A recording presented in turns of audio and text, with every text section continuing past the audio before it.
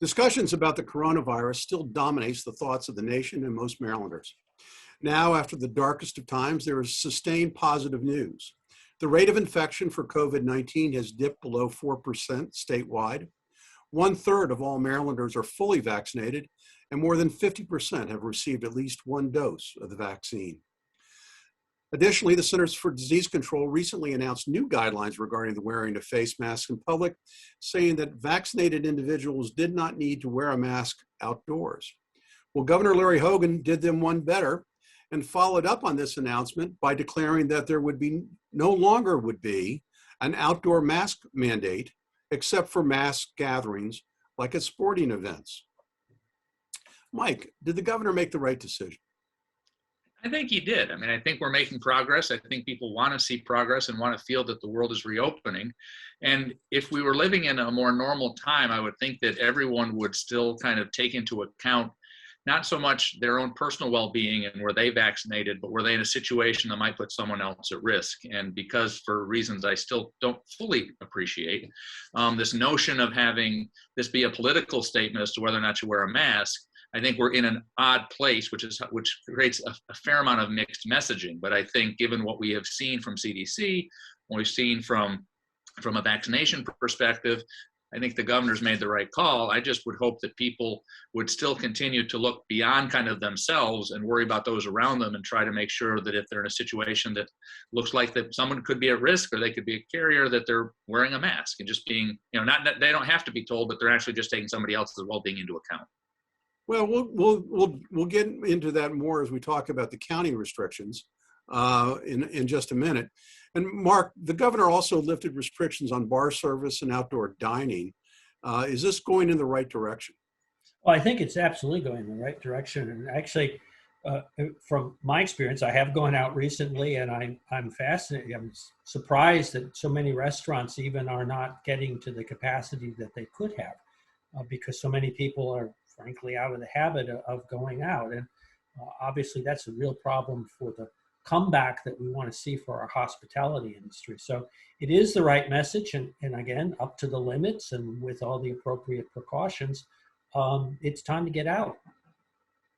Well, so one of the caveats, of course, in Governor Hogan's announcement was that local counties, including Montgomery County, could set their own restrictions and were not obligated to follow the lead from the state. And so, Mike, it always seems to me like County Executive Mark Elrich is one step behind the governor. And he immediately responded that he would probably recommend keeping the current restrictions in place. Now, I hate saying this, but there are times when Mark Elrich reminds me of the Winnie the Pooh character Eeyore, and he makes Eeyore look like an optimist. Why won't they follow the science? Honestly, I think that following the science piece went out the window about a year ago for many people, and this became a real political discussion. And I think, interestingly, and I continue to kind of be amazed at this within the county when I get to talk to folks, is, progressive Montgomery County is very conservative when it comes to how to address this issue. And I think, interestingly, from a political perspective, that Mark as county executive is really playing to his base on this one. I think there are a lot of folks who feel that slower is better, and there are folks who generally are supportive of him. And so when he's talking in circles and listening to folks, I think that reinforces that notion to go at slow approach. I mean, that's what I see. And it's been interesting when I go other places and see where the rest of the world is, and I come back here, I think we are taking a much more conservative approach, and I think he's reflecting that. Well, conservative is one thing, but I mean, common sense is another. I mean, honestly, I mean, the whole hospitality industry and retail stores and lots of businesses have been seriously damaged and hurt by this. And so this go at slow approach that really is defying what clearly is the scientific trend now, and this signals now, really is doing a disservice to the citizens of Montgomery County. He shouldn't be listening just to his base. He should be thinking about all of the people of Montgomery County. I talked to a restaurateur who has 3 restaurants, and he says, you know, I can't open my restaurant in Rockville anymore as long as we're tied not only to the percentage rules, but also the CDC 6 feet rule. I mean, there has to be a point where we recognize that people who want to go to restaurants should be allowed to go to restaurants. There's enough vaccinations out there that people who don't want to get vaccinated, who are willing to take the risk, should be able to take the risk. I think, unfortunately, this became a political setup from the very beginning, and so now it's become: are you looking out for people's well-being, or are you looking out for the business piece? And somehow those are contrast to each other, and I don't buy that, but I think that's the lines that people have drawn, and I think that he's erred on the side of, I'm going to say I'm defending people's health as opposed to the economics, and I'm not saying that's the right thing, but I think that's how people are. I think that's how some of those lines have been drawn, and I think that's the side he's chosen to be on. I think people, it's political in a sort of small p, if that makes any sense, way. There are very different perceptions across it. There's a continuum, if you will, between safety and security. And Mike, I absolutely agree with you. I mean, in Montgomery County, there's this sort of more security focus. Oh, come on, Mark, it's a joke. Montgomery County but it is reflecting. It's a regional joke. It is reflecting, but I agree with Mike in terms of it's reflecting that sense of the base that we want to be more secure. Elsewhere in the country, people are far more comfortable to, embracing, accepting a risk. We take risks in lots of different contexts, and that is what it is. Well, Mark, the county, with much fanfare last Friday announced that it would relax restrictions based on the percentage of vaccinations delivered to county residents. But is that really the right metric to employ, given that the infection rate is below 4% and the percentage of county hospitals with COVID patients is 6.7%? Is that the right metric?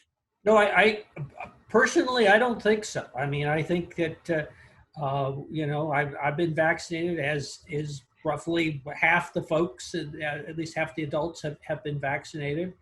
I continue to wear a mask when the circumstances call for. But I mentioned, I mean, we're talking about going out to dinner on the weekend and really finding we weren't even close to 25% open. Certainly more seats were available. People in Montgomery County are continuing to vote with their feet as well. Well, this is the other thing. There's a large segment of the population, even here in Montgomery County, that won't get vaccinated, or they either don't want to get vaccinated or they are fearful of being vaccinated. What happens if that number is 59%? And we never get to the magic 60% number? Are we going to stay closed for another 5 years, waiting for 1 more percent to get vaccinated? I mean, Don't worry about that, Casey, because we all know that these rules, these standards, these criteria get changed. Look, here's the I'm going to steal a line from a more famous Aiken, Senator George Aiken, who declared, when talking about the Vietnam War, why don't we just declare victory and leave? Right? That's what I think we should do. We should declare victory and open up. But I want to go on and talk about the schools now. Mike, the state seems to have gotten new vigor with success of the vaccination program, and the Board of Education declares that full in-person learning in September is the goal. Now, I'm going to kind of crib from a question I was going to ask Mark. There are new reports saying that that Maryland students are failing as a result of the type of learning we're doing. So what are the arguments for staying closed or having these partial hybrid systems? I think it's what Mark was talking about earlier. I think you're still seeing a segment of the population, and unfortunately, you're seeing this in, again, another stark contrast of the lines that are being drawn. You're seeing, I was reading this morning that San Francisco is still 100% virtual because the teachers won't show up. And so I think there's a segment of the population in certain places that are taking a much more secure approach, whether it's a secure perspective, a political perspective. And I think part of the county's response is going to be, can they get the workforce to participate in an in-person environment? and how will that play out? And can they, what will that dance look like between management, administration, public policy, and the people who represent them?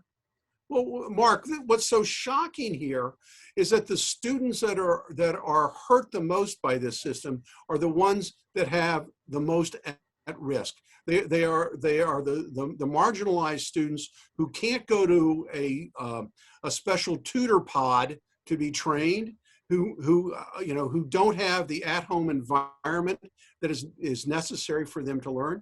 Why won't we think about the care and the need of the student instead of the teachers? Well, I think as we open up, we're going to learn far more about the sort of unintended or unexpected consequences. And clearly the educational gap that will widen, it would appear, as a result of this is going to be one of those. I wish one of the things that was on the table was moving the school year into the summer. I recognize there are issues, air conditioning, all that kind of stuff. But clearly in this situation, it would have been appropriate to consider that, to give kids the chance to be able to stay current with what their educational goals are. I think that's a terrific idea. Yeah, I think that's a great idea, and I think we should be considering things like that. We've got to recognize that this has been an unusual time, and we've got to take unusual measures to be able to address that for our students, because I think, as my wife has said, this whole population is going to have an 18, 24-month window, and they're going to go through with life with this asterisk. So you guys you grew up at that period. That's what the challenge is. But Mike, won't this make have a greater impact on Montgomery College, who will find students who aren't prepared to go to college but who have been graduated? Sure. I mean, we're already looking at that. And how do you then provide the supports to address that? I mean, we've been trying to bridge that gap between MCPS and the college for the last 10 years. And so that only makes it even harder to do. So it's going to cost us more money and more resources and better strategies. And I want you get the last word. When we come back from this short break, how did President Biden's first speech to Congress fare? And two interesting names enter the discussion for the governor's race. Stay tuned.